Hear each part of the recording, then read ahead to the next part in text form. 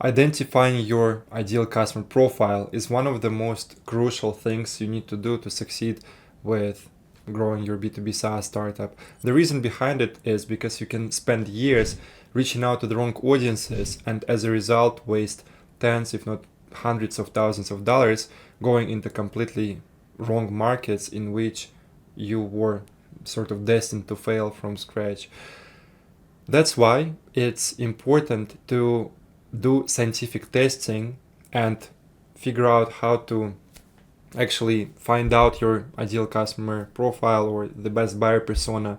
And if you think that this can be done through just strategizing or thinking about it with pen and paper, well, sad reality is no plan survives the contact with reality, and it's possible to strategize about things for a week or a month, or some people procrastinate and do it for years, but it's not gonna give you as much insight as getting direct market feedback.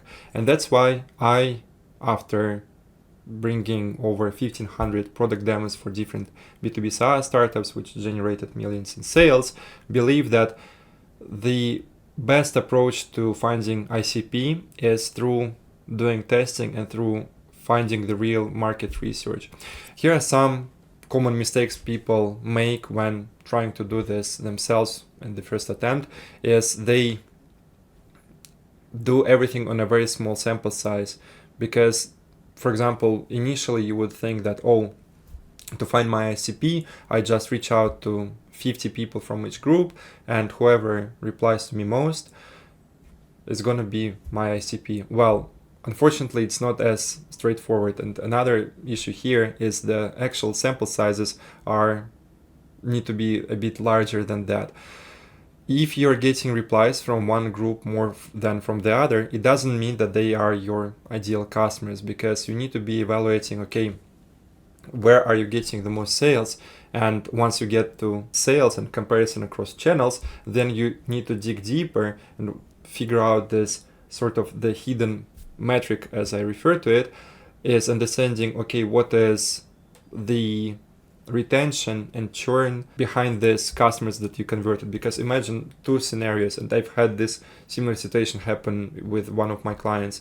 They tell me that, Denis, this is our ideal customer profile. I'm like, I think it may be actually a different group of buyers. Let us run an A/B test. So we run an A/B test, and they show me that, look, this is getting us more replies, and that's why we should continue reaching out to them. But, for example, first group brought 10 replies, and for reference, let's say 3 meetings. However, the second group brought not 10, but 4 replies and 3 meetings. Then they ran first group of meetings and second group of meetings, and they both brought 2 sales each. And then from the group which started with 10 replies, the customers were not upgrading for a higher plan and were not returning as much. However, for the smaller sample size, for a smaller group of respondents, the people were actually paying more and returning to the product more often. And this way we could actually see that what initially seemed to be the ideal customer profile turned out to be the misleading one. And that's why when you want to find yours, you want to do it through testing and through tracking all the numbers which matter. If you want to do it with cold email, and I believe that's one of the best options to do it, you've got ads, you've got cold email, and when it comes to content and affiliates, I'm thinking that this would not be the most optimal ones, because you can't really gain feedback through affiliates. Yes, sure, you can see who is coming more often. However, and same with content, yes, you can compare the engagement and conversions from there. However, ads and cold email usually give you more straightforward data sooner. So on Cold email, you want to operate in minimum sample sizes of 250 people or more per each value proposition you're testing. And at the start, when we are still not clear about our message market fit, we want to be testing 3 different buyer personas in different niches so that we can see in comparison. And at the same time, we test 3 to 4 value propositions. And this way, we can find message market fit usually within 2 to 3 months with different startups. And this gives us this winning combination of channel, buyer persona, and messaging that is gonna be bringing us the easiest conversions. And this is when we can call it a day and say that yes, this is our ICP because we've done so much testing, we are confident in claiming so. Right. What's the thing people get wrong about trying to get their market feedback through outbound? Well, they operate on very small sample sizes, which are actually not as true. Because if you, for example, message 20 people and 3 groups in each, half will not see your message, so the sample sizes become even smaller, and then it's just not enough data to work with. That's why what we do at SaaS Camp is we set up all the infrastructure in the first month to make sure that we have the capacity to run enough volume and to reach enough leads at scale. Because if you can only get 100 people seeing your offer every other day, how can you outcompete the startup that's getting insights by running campaigns to 10 times the amount of people? You can't catch up with them. So first thing, we set up the foundation and the infrastructure for reaching all the leads at scale, and the setup is exactly what's allowing us to see who is responding more to the message, and we can do a lot of testing in a short time span. Because say we can reach 1,000 people a day usually on week 3, and this becomes for example 5,000 people reached even before the end of month 2, and we do that with different value propositions, and this gets you so much more insight on your market that is simply uncomparable with you, say, trying to go and visit 2 events or so. Right, when you're trying to figure out your ICP, you want to ask yourself, okay, who would be stupid not to buy this? And I call it like a stupid to reject type of test.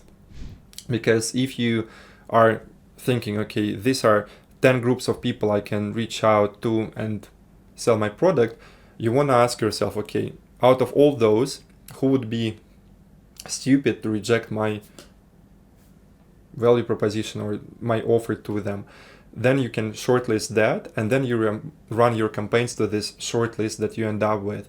You then don't want to reach one group of people with just one type of messaging, because then you might just get the messaging wrong, however the group of people is right. That's why after you shortlist, usually we do 3 buyer personas, you then make sure to reach out each of them and to reach 250 people in each of the audiences, and you reach all of them with at least 2-3 value propositions. And after that, usually when you reach 3 to 5k emails this way, you can understand who is more responsive to your offer. And sometimes cold email might not be the best option for you, and the better results will just come from LinkedIn ads, for example, or through ads. And that's why you want to be understanding the concept of demand creation type of offers and demand acquisition type of offers, because not knowing this is going to result in you doing it through the wrong channel. And after you run these campaigns for enough time frame, you then can understand, okay, who is this persona that I can be reaching out to. And then usually you transition to doing the messaging testing, because after you're clear on persona, it doesn't mean you found the easiest way to convert them into becoming your paying customers. And then you transition to testing different value propositions, unless you find one which is going to be getting you so many meetings and so many sales that you can't keep up sending out all the invoices.